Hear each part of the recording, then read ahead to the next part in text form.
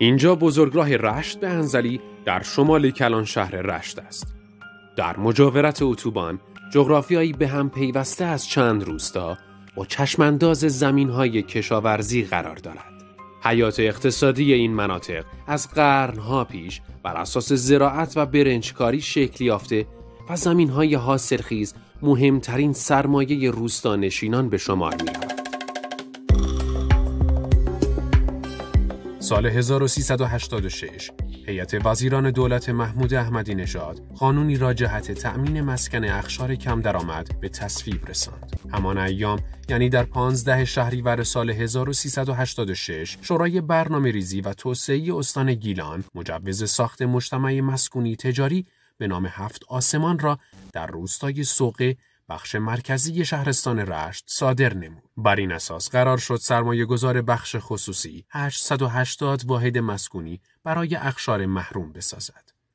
در گام نخست 20 هکتار زمین کشاورزی از روستاییان خریداری شد. سپس این زمین‌ها با اخذ مجوز قانونی از کاربری باغی و کشاورزی به استفاده مسکونی تغییر کاربری یافت و کامیون‌های سنگ و ماسه زمین‌هایی را که قرن‌ها در آن برنج کاشته می‌شد آماده ساخت و ساز شهرک کردند. اما هنوز چند ماه نگذشته بود که گرد و خاک فروکش کرد و فعالیت‌ها متوقف شد.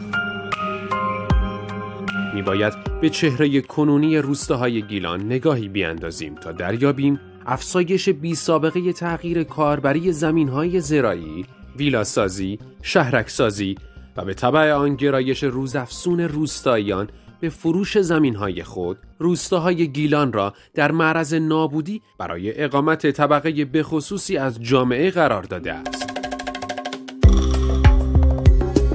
طبق قانون، اگر پروژه مجتمع 7 آسمان به هر دلیلی متوقف می‌شد، مالکان باید زمین‌ها را به کاربری قبلی یعنی کشاورزی بازگردانده و مجوزهای صادره نیز باطل می‌شد. به همین دلیل صاحبان پروژه از سال 90 تا 98 7 بار پروانه ساخت مجتمع 7 آسمان را تمدید کردند و هر بار وعده دادند که پروژه را به زودی دوباره پیگیری و اجرا می‌کنند و با گذشت 15 سال ارزش این اراضی چندین برابر افزایش یافت.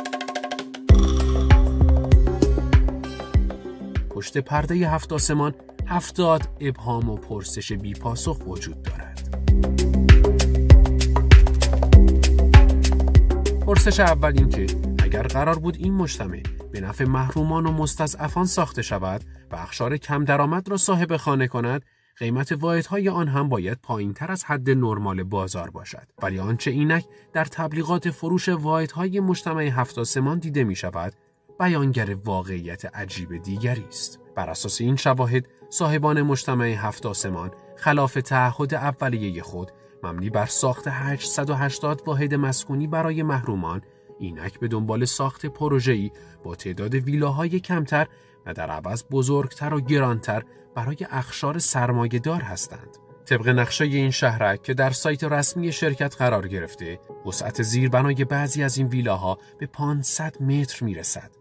یعنی تقریباً 6 برابر بزرگتر از منزل مسکونی اقشار کم درآمد در شهرها. و کمترین قیمت این ویلاها از هر واحد 7 میلیارد تومان تا بیش از 30 میلیارد تومان ثبت شده که با توجه به میانگین توان خرید طبقه کارگر و حتی طبقه متوسط در کشورمان، واضح است که این پروژه به قصدی غیر از حمایت محرومان انجام گرفته. دیگر اینکه در طول ساخت چنین شهرک‌هایی همواره از نیروی کار غیر بومی استفاده می شود و علیرغم نیاز جوانان روستایی به کار، ویلاسازان ترجیح می دهند کارگر و اوستاکاران مورد نیاز خود را از شهرها و استانهای اطراف تأمین کنند.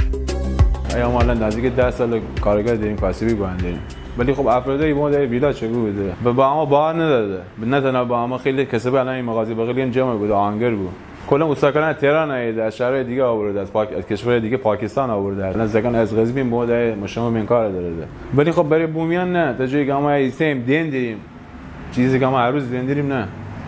همچنین در طول ساخت این شهرک استهلاک زیادی به روستا تحمیل شده و مشکلاتی مانند کاهش فشار برق و صدمه به وسایل خانگی روستاییان را به دنبال دارد. از امکانات دولت استفاده کنه به نفع خودش. تابستان شما باید اصلا این نتونیم لامپ روشن بکنیم. همچین مجتمعی بزه باید ایت ترانس برق خوره بنا که نگوده همچین کاریه. ولی من روستایی اگه بویم همچین چیزی بخواستیم ما چه بودیم مجوز فند ایدی.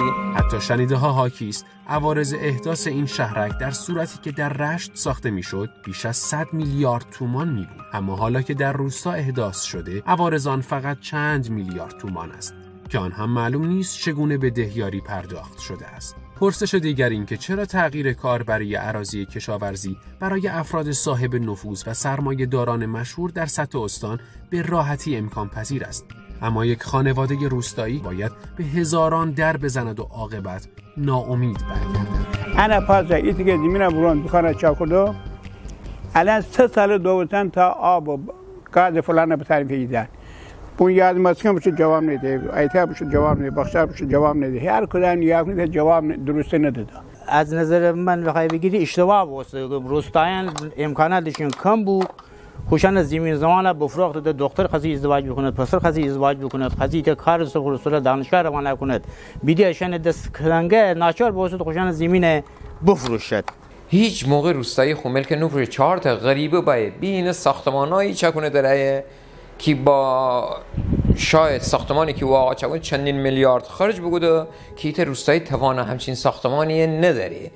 یه فاصله بین روستایی و سرمایه‌دار ایجاد بوست. سرمایه‌دار جلو نگیرده، فقط بدبخت جلو گیرده. من از خیلی تا کمای چاقون ماجرا خیلی خیلی داشتی چاقون مابشن 2 ماه بوده. در چنین شرایطی دیگر نه تنها کشاورزی معنای اصیل خود را از دست می‌دهد، بلکه طبیعت و محیط زیست روستاها نیز آسیب پذیرفته و شکل اولیه خود را از دست می‌دهد. چرا که با سرایت شهرنشینی به روستاها بخش مهمی از فرهنگ تولید در جوامع روستایی به فرهنگ مصرفگرایی و افزایش سرمایه به واسطه دلالی و زمین فروشی تغییر ماهیت می‌دهد. کشاورزی یک تولید برنج الان من برنج هند دارم، کشاورزی ندارم، برنج هند دارم، هزارها میلیون ها مرتب برنج هند دارم. خود 25 تومانی بود 700 تومان، دارو بود 2 برابر، آب برق بود 4 برابر. اما بعد چه کشاورزی؟ قبلا درختی بود، گردوی چمی، میوه چمی، چیزای دیگری چمی، باغ زمین. الان نتونیم اونجا شای نریمی. زمین کم آغسته میشین، کشاورزی همیشین کم آغسته.